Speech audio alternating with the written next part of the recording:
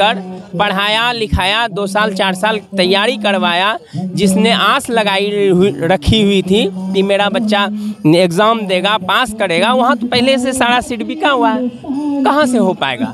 बच्चे पढ़े ना पढ़े बिल्कुल दिला पाएंगे। हमें पूरा उम्मीद है कि बच्चों का जो है री एग्ज़ाम होना ही तय है। बच्चे पढ़ रहे हैं, ये बहुत बड़ा इनका मांग ही नहीं था।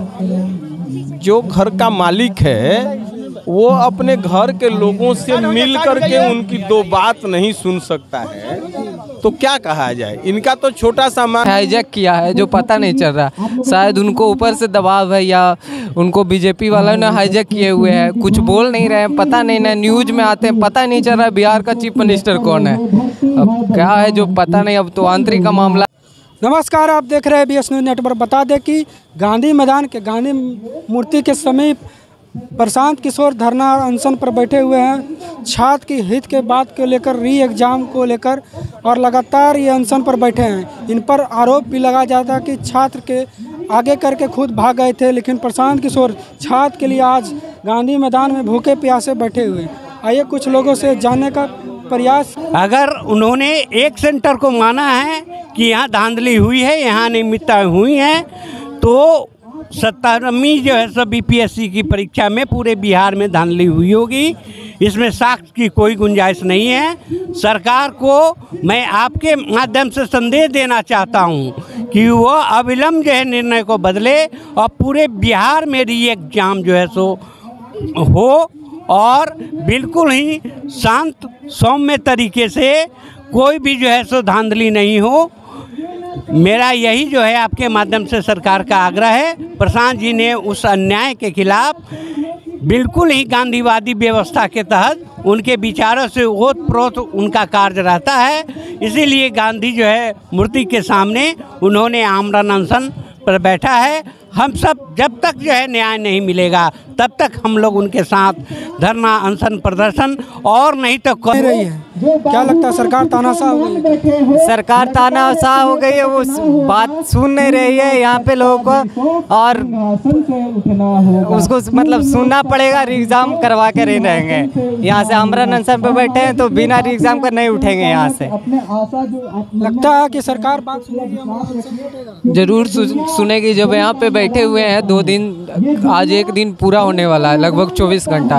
अब जब तक नहीं टूटेंगे तो यहाँ पे बच्चा इतना दिन से करीब 15-16 दिन से धरना दे रहा है, लेकिन सरकार न सुन रही है, न पता नहीं चाचा को किसने हाईजैक किया है जो पता नहीं चल रहा। शायद उनको ऊपर से दबाव है या उनको बीजेपी वालों ने हाईजैक किए हुए हैं, कुछ बोल नहीं रहे हैं, पता नहीं ना, न्यूज में आते हैं, पता नहीं चल रहा बिहार का चीफ मिनिस्टर कौन है, अब क्या है जो पता नहीं, अब तो आंतरिक का मामला है। हम लोग क्या कर सकते हैं, हम लोग तो आंदोलन में आए हैं यहाँ पे, जब तक नहीं होगा तो यहीं पे रहेंगे और क्या। देख सकते हैं कि युवा साफ तौर पर कहना है कि चाचा जी को हाईजैक कर लिया गया है। आइए और कुछ लोगों से बात करते हैं। क्या लगता है सर, नीतीश कुमार को हाईजैक कर लिया गया, बात नहीं सुन रहे हैं? वही हम लोग भी लगातार 2 दिनों से अनशन में बैठे हैं। लगातार हमारे जो कि नेता हैं प्रशांत किशोर जी, उनके साथ लगातार 2 दिनों से बैठे हैं, लेकिन सरकार इस तरीके से हर धर्मिता पर उठ चुकी है कि हमारी बातें नहीं सुनी जा रही है।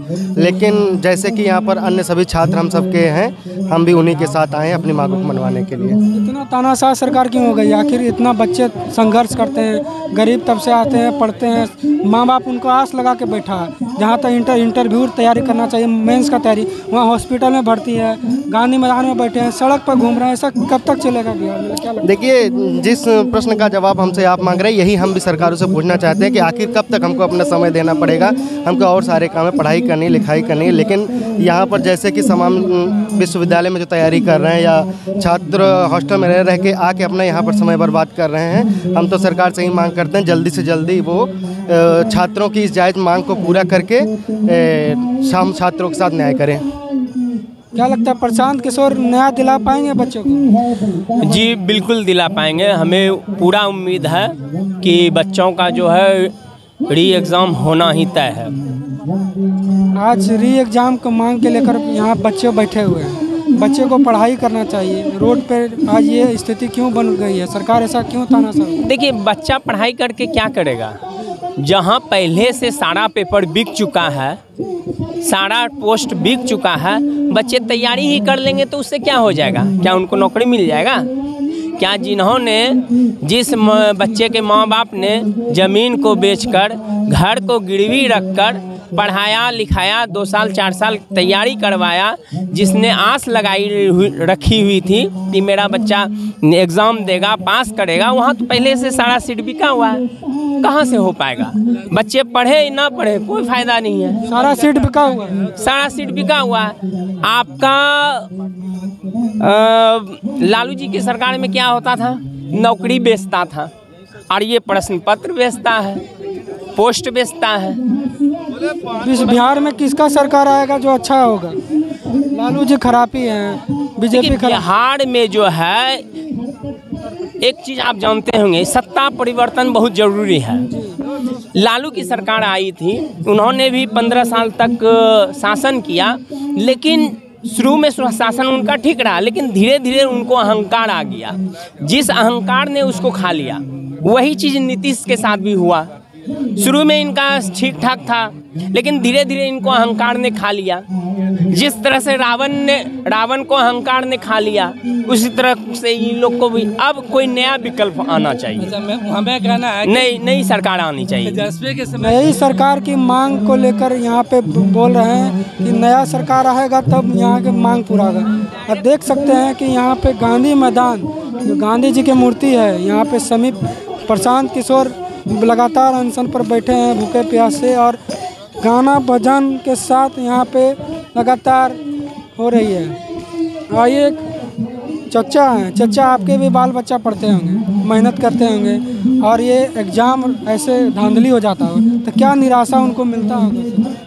यहाँ पढ़ाई होना चाहिए, वहाँ देखिए ये बहुत ही गलत है। और ये जो आंदोलन हो रहा है, जो धरना पर प्रशांत जी बच्चे बैठे हुए हैं, तो जो प्रदेश के मुखिया हैं नीतीश जी, ये हमारे समझ से हम लोग के भी बच्चे पढ़ रहे हैं, ये बहुत बड़ा इनका मांग ही नहीं था।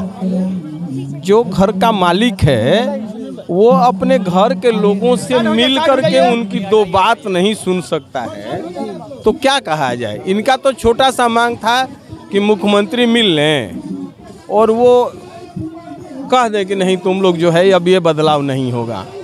लेकिन अब इन छोटी चीज़ों को लेकर के इतना बड़ा करना क्या दुर्दशा है, अब ये तो हमको यही समझ में आ रहा है कि इसमें मुख्यमंत्री जी को बहुत बड़ी बात नहीं। बच्चों का यही मांग था, जहाँ तक हमने टीवी में देखा है, कि मुख्यमंत्री जी हम लोग से मिल लें, और वो कह देंगे कि नहीं तुम लोग जाओ, अब जो हम कह रहे हैं वही करो, तो हम लोग मान लेंगे। तो उसके बाद भी नहीं मान रहे हैं। तो आप तो खुद ही पत्रकार हैं, बुद्धिमान आदमी हैं, पत्रकारिता वही लोग करते हैं जिनको बहुत सूझबूझ होती है।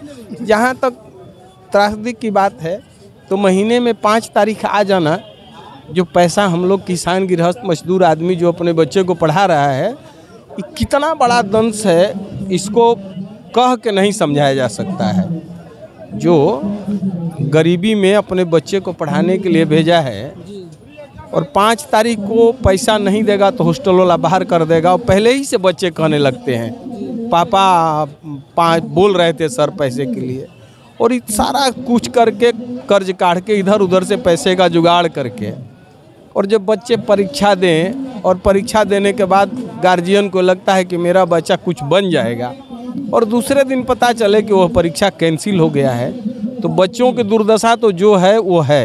लेकिन आप खुद समझ सकते हैं कि जो पैसा जैसे तैसे जुगाड़ करके दिया है, उसके हृदय पर क्या बीतता होगा।